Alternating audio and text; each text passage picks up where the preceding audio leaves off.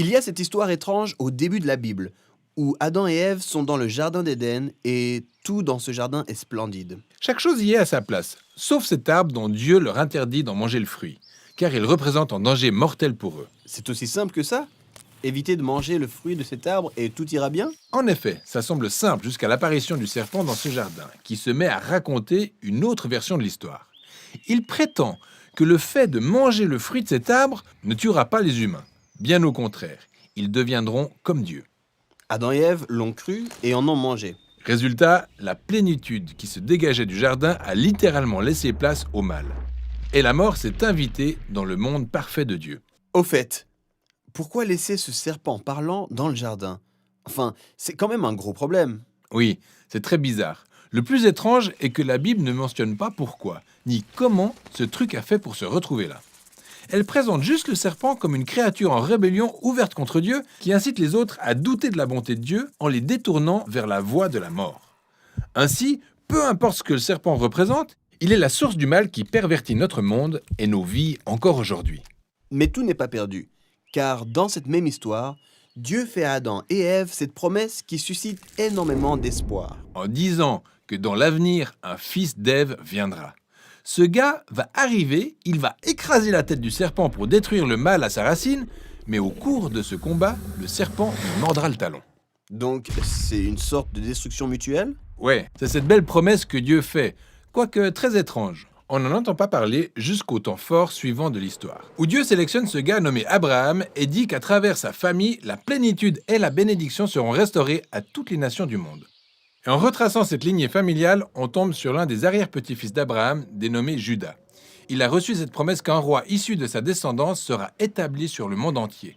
Il instaurera la paix et l'harmonie, ainsi qu'une ère de prospérité qui verra une abondance de nourriture, de vin, de lait et de vignobles. Tout sera génial en somme.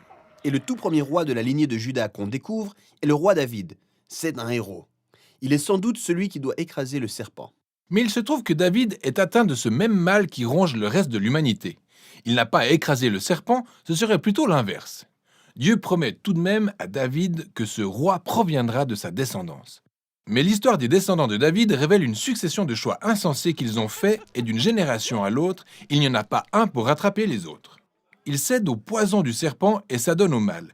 Ils s'enfoncent dans une quête perpétuelle d'argent, de sexe, de pouvoir et même d'autres dieux. Les choses vont de mal en pis, au point qu'ils entraînent le peuple d'Israël dans une chute qui se soldera par leur déportation dont se chargera le grand méchant empire babylonien. À ce stade, il n'y avait même plus de roi pour accomplir la promesse. Ce qui semble compromettre l'ensemble du plan. Et pourtant, même dans ces heures sombres, il y avait une catégorie d'hommes audacieux appelés prophètes. Ils n'arrêtaient pas de parler de ce roi qui allait venir, en nous rappelant la promesse de son avènement, de son triomphe sur le mal et de sa restauration du jardin. Il y a même un prophète en particulier, Ésaïe, qui nous précise clairement pourquoi ce roi se fait mordre. Ésaïe dit que le roi promis est meurtri à cause du mal dans lequel l'humanité s'est plongée. Il meurt de ses blessures, mais à la surprise générale, il se relève.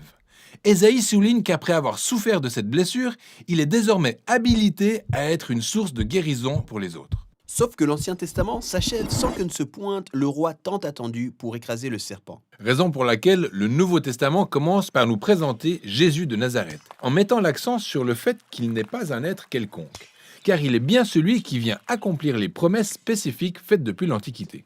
Et oui, on apprend qu'il est issu de la lignée de David, de Juda et d'Abraham. Et il parcourt tout Israël en annonçant que la plénitude du royaume de Dieu est arrivée.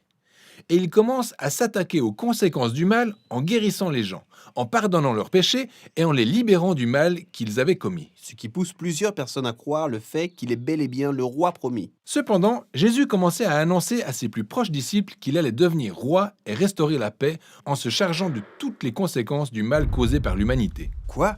La blessure mortelle du serpent? Exactement. Ce qui laisse croire que le serpent a gagné. Cette histoire serait une véritable tragédie s'il n'y avait pas eu ce retournement de situation.